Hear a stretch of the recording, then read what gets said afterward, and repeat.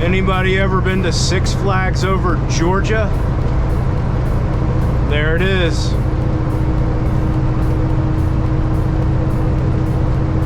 I myself haven't been there since before COVID struck, so it's been a while. But anyway, welcome back to the channel.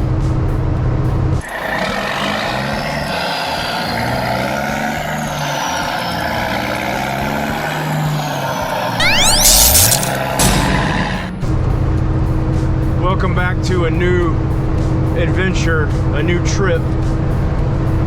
The last series of short videos that you may or may not have watched all consisted of a trip from about 2 weeks ago. So without going overboard on the details, I just kind of explained that now that I'm kind of trying this new format and shortening my videos up, I have a plan that hopefully is successful. It'll work pretty good. But what I'm going to try to do is film a series of videos. I'd say maybe 4 or 5 videos per trip. Keep them on the shorter scale and then schedule them on YouTube to upload for the next 2 weeks. And then I'll just recycle that same system and keep using it over and over again. So yeah, the last video that you saw was actually from, you know, about 2 weeks ago, a little over 2 weeks ago since I filmed that. And as long as I can kind of stay ahead of schedule with the editing process, because that's the most time-consuming part of all of this. Some of those videos, be honest with you, when I sit down for an editing session, it usually lasts for about 2 days, and it goes over the span of probably 12 to 16 hours that I'm literally sitting there at my PC editing video. So it's a slow process that, you know, if I'm going to continuously keep adding content to the channel, then I'm going to have to stay on top of it, stay ahead of it. But at least this way I can take, you know, like 2 weekends out of each month and designate some time to edit the video. And then the other 2 weekends I won't worry about the videos. They'll just be automatically scheduled to publish on YouTube, if that makes any sense. And hopefully I didn't go into too much detail there trying to explain how all this stuff works. But anyway, welcome to Atlanta. I hope I did that right. I've never actually done that before. We are on the west side right now. About to get off of I-20.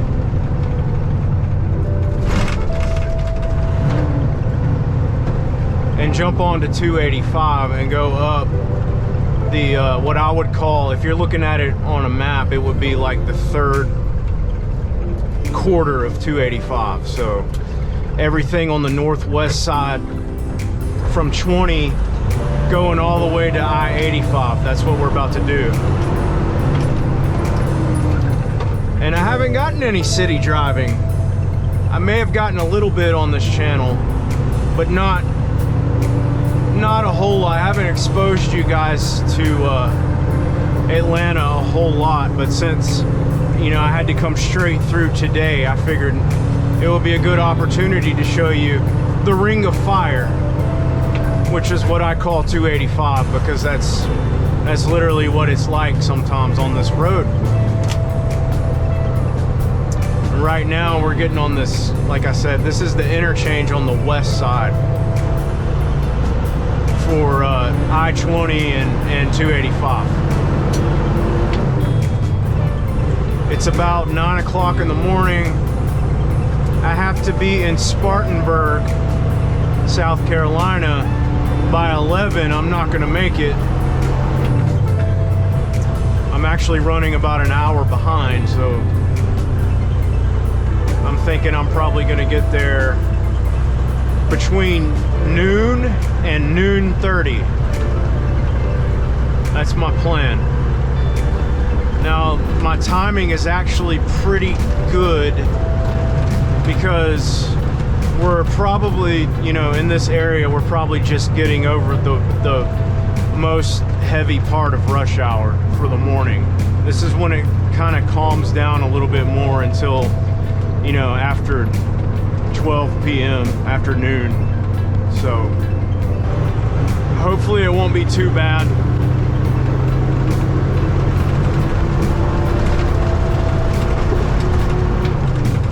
Everything's still in the green on maps as far as the time. It hasn't turned orange or red yet, so that's a good sign.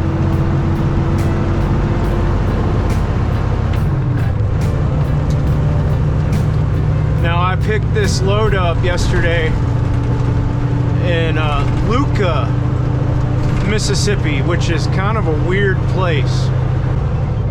So yeah, guys, I apologize. I meant to film the pickup for this load yesterday. I had every intention to do that, but it kind of got messed up, the situation yesterday. I ended up sitting at the shipper for over 6 hours, and that's why I'm gonna be late on my delivery. So while we're just sitting in traffic, I figured I'd take the time to ask everybody how they're doing. How you guys doing? Hope you're doing good. I had an awesome weekend. My wife, she actually just bought me one of those Pit Boss smokers, like one of the really big ones. So there's a picture of it there. And I've never been an expert at grilling. I've used charcoal grills in the past, and I can't tell you how many burgers, sausages, hot dogs I've knocked on the ground trying to use one of those cheap little charcoal grills. Had many casualties trying to use those. And then I've used gas grills before too, and there was one instance when I went on vacation and tried to grill some steaks. Well, the steaks ended up being pretty good. They were actually cooked to perfection. I mean, they were perfect. If you guys like medium, that's how I like my meat cooked, if it's steak. But the thing is, it was a gas grill, and whoever used it last, they had the gas turned all the way up, and I didn't realize that before I started the grill up, and it got so hot that it ended up melting some of the freaking utensils on the grill before I realized what the problem was. So I've never had any luck grilling before, but I actually used this smoker over the weekend, and I smoked a 15-pound turkey. There's a picture of it, and man, it was good. This is a pellet smoker that I'm talking about, and it's so easy to use. It's amazing how easy it is to grill with this thing, and it ends up turning out fantastic. I mean, the meat was just immaculate. I went to a lot of effort. I mean, we brined it, we injected it, rubbed it, and then I marinated it a little bit. So it was cooked to perfection, I think. But it was very easy with this pellet smoker. And I've actually got plans this weekend to hopefully smoke a brisket. It'll be my first time ever smoking a brisket, but man, I'm looking forward to it. Okay, so we made it to the 75 interchange.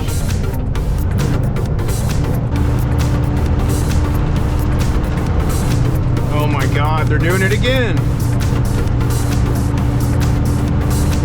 So yeah, guys, this area right here,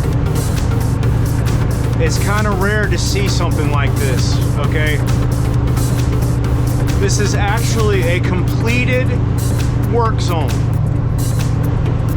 This is what it looks like when work zones go away and the work is finally done.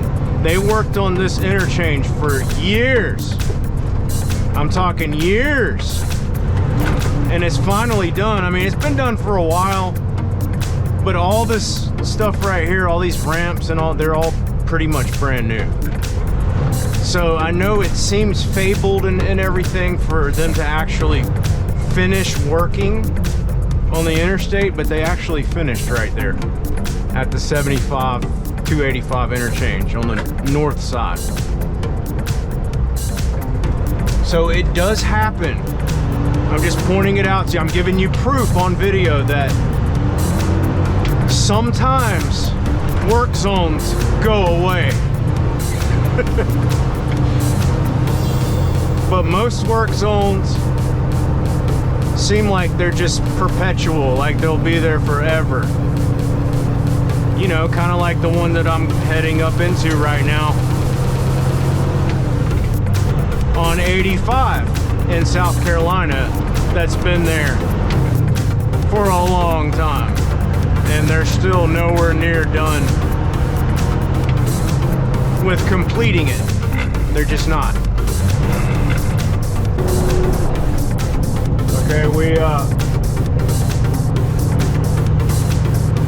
reached the exit for Georgia 400, so that means we're like kind of top dead center on the Ring of Fire. And yeah, we're moving, so so far things are going pretty good. I don't want to jinx myself though. I'm gonna up and over past the Twin Towers there. This is Roswell. Still moving. This is either Roswell or Dunwoody. I don't know which one. But there is a hotel over here at this exit here, Ashford and Dunwoody, that they're building right now, and I've had to go over there a couple times now to deliver some of those concrete slabs.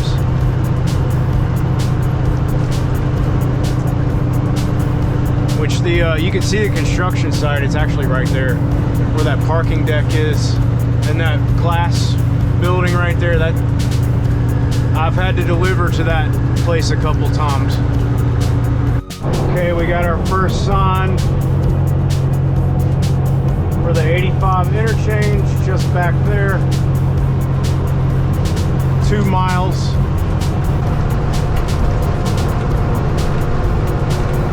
I know it might seem greedy on my part, but I kind of like to stay in the left lane when I'm coming from this direction, getting on 85. And it's because once you get down there on 85, you've got that merging traffic coming from this way, getting on 85. So I like to be over here in this lane. It just makes it easier, makes it a little bit safer.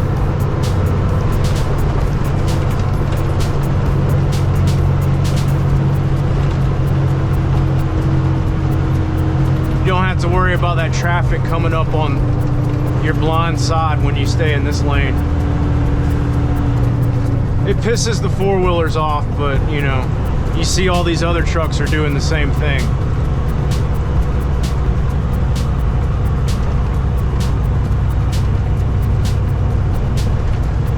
Because they done lived through it and they know. There's a nice shot right there.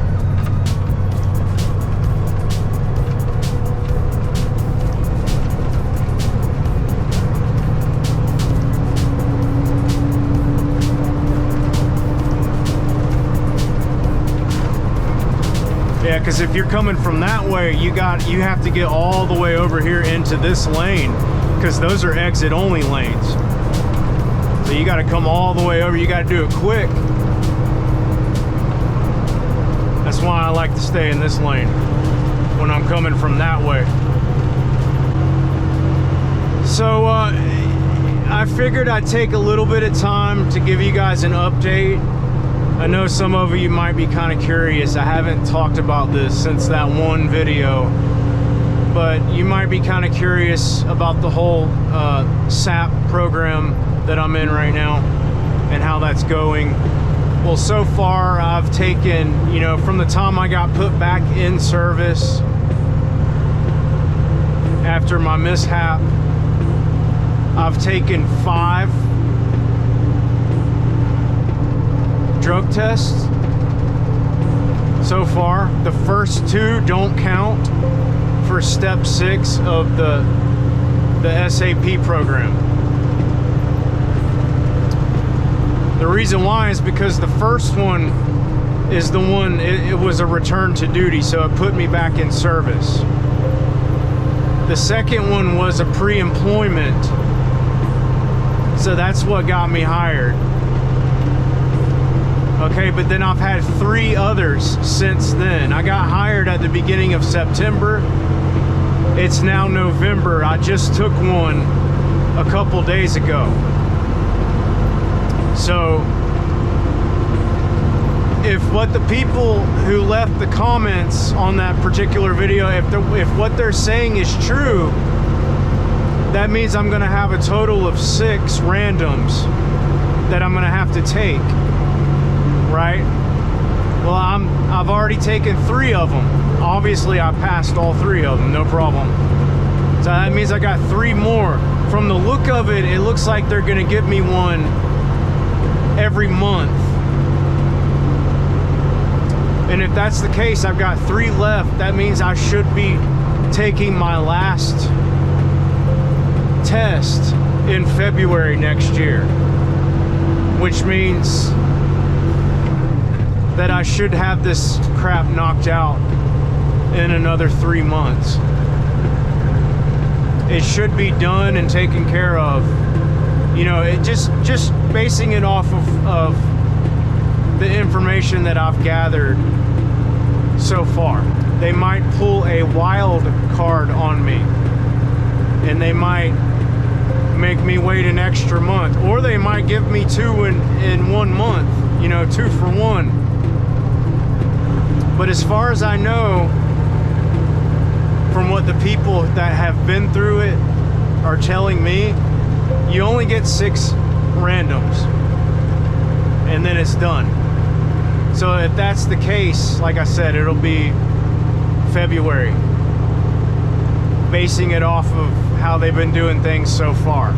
Now obviously, you guys, I'm not having any issues passing these drug tests. I'm not touching the crap that was detected on the test that got me fired originally. I haven't touched it. I'm not going to. I don't want any part of it. I don't want it near me. So there's no worry there. I'm not putting myself in this situation ever again. It has been a living hell. I haven't let it affect me as much as a lot of people would. I just presume. When I say that, I'm just presuming. I've just continued on with my life, business as usual, trying to earn a living, you know, busting my ass out here, trying to make as much as I can to replace my last job. My last job was easy. The money was real easy, and it was consistent, and it was just, I got too comfortable, and I forgot how difficult it can be to survive as a truck driver. I forgot how rough it is, and it's rough. It gets rough. Trying to make ends meet, it's not easy sometimes. But that last job, I never had to worry about money, because I'm not the type of person that just blows money. I actually had somebody ask me, you know, if you were out of work for 6 weeks and you had to drop $1,000 for that substance abuse program, how the hell were you able to pay your mortgage? How the hell were you able to feed your children? And my answer was simple. It's because even though I was making, close to $80,000 a year, I'm not the type of person that just blows money.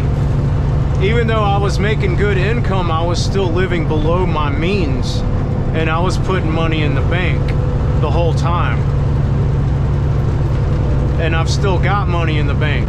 Not a lot at this point, but I've still got some left, I'm not a bougie person. Like, if I'm making a good income, I'm not just gonna go out and blow it on expensive crap. I'm gonna either try to invest it or I'm going to put it away. And that's what I did. I mean, I've got a history of having a pretty, not the most easy life. My adolescence, growing up, not having a father, as I've already mentioned before, living in a low income home, having to fend for myself in a lot of instances. Like, guys, I'm not bragging when I say this. I'm not proud of this. I have regrets. But, I didn't graduate high school. In 9th grade, I dropped out of high school and I started working full-time in Atlanta. 16 years old, bought my first car and started working full-time in a warehouse. I've had some extremely difficult jobs. Before I even came into the trucking industry, I had difficult jobs. I had jobs that caused health problems. I had jobs that caused injuries that have permanently compromised my physical state. I'll give you an example. This is actually how I became a truck driver. Back in 2014, I was a cable technician and a satellite technician. I installed DirecTV satellite dishes for customers, commercial, residential, and I hurt my knee really bad on the job. I was on workers' comp for 2 years, and I had a total of 4 knee surgeries. They completely took the cartilage out of my right knee on the medial part of it, the inside. I have to show you my scar sometime. But was on workers' comp for 2 years. 2 unnecessary years. I didn't receive the right medical treatment to improve the injury. It took a whole year for them to realize that not only was my meniscus torn in my knee and they had to take out most of it, but my ACL was torn for a whole year before they even realized that it was torn. So, all that time being on workers' comp, I finally settled. My knee got as good as it was gonna get. My orthopedic surgeon, he was like, I can't do anything else for you. They screwed you over. The insurance company screwed you over because they waited too long to approve things like physical therapy and stuff that you're supposed to have after you have major surgeries on your joints like that. Yeah, if you have knee surgery or hip surgery, shoulder surgery, anything like that, you're supposed to go into physical therapy immediately after you have the surgery. And the longer you wait to start that physical therapy, the more scar tissue develops. And it can actually get so bad to where it'll make the surgery irrelevant and obsolete. Well, they did that to me a couple of times when I was on workers' comp, where I would have surgery and then they would wait a month or so before they approved the physical therapy, and it would actually put my knee in worse shape than it was before I even had the surgery. That happened a couple of times. But anyway, after I settled my case, that's when I was able to actually pay to go to truck driving school. And this was back in 2016. So I didn't have any issues with truck driving school. I made my way through that. Got a job working for Schneider National. I was there for about 2.5 years. went to a different company. So guys, my only point in saying all this is that this isn't my first cakewalk. This isn't the first time in my life that I've been through something like this. And I guarantee you it won't be my last time.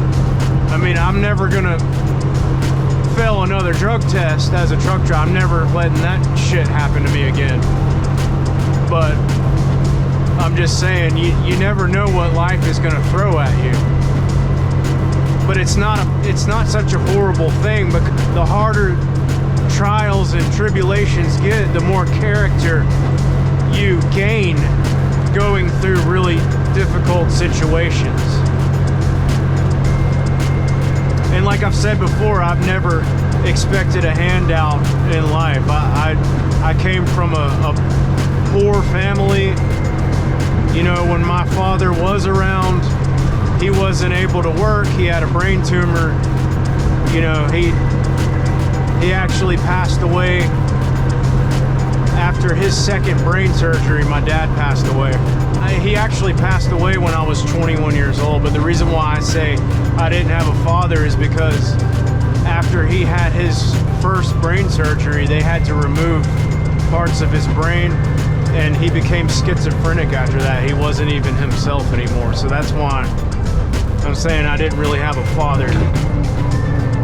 It's because he wasn't able, mentally, he wasn't able to be a father, and it wasn't his fault. He had a brain tumor, and he was diagnosed with that when I was about 7 years old. He started having seizures at work, and he just couldn't work anymore after that. So, you know, I grew up in a household that depended on Social Security, you know. And so I was really happy to have that job. I was proud of it. I was proud of myself for getting that far. And then I went and I screwed it all up, but like I said, I'm surviving. And I'm familiar with difficult situations, so.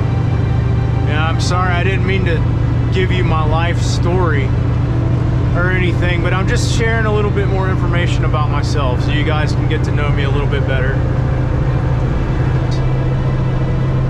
Okay guys, I just wanted to document this to let you guys know that I made it. It's 12:15 now. Here's my exit. I'm 1.5 miles away from the place. I would film here and do the whole unloading thing, but my guess is they're not going to be real happy because the load is late. I just don't want to create any kind of awkward situation with the people. And again, it was really out of my control, the fact that it's late. There wasn't a whole lot that I could really do about that. I got it here as quick as I could. And it's really starting to hit me now. It's only, you know, it's noon, but it's really starting to hit me now how freaking tired I am. I got up at 3 this morning and I've been going non-stop. I haven't even taken my 30-minute break yet. And like I drove over here from Alabama, but I was like in western Alabama, right near the Mississippi state line, and I just drove all the way over here to Spartanburg, South Carolina. So yeah, it's really starting to hit me how tired I am. But I'm about to have to get out of the truck and get to work and get this tarp off. And all it was some steel plating. That's all it was. But I'll get back with you in the next video. Thanks for watching this one. Hope you enjoyed our little conversation back there in Atlanta. Appreciate you watching. Take it easy.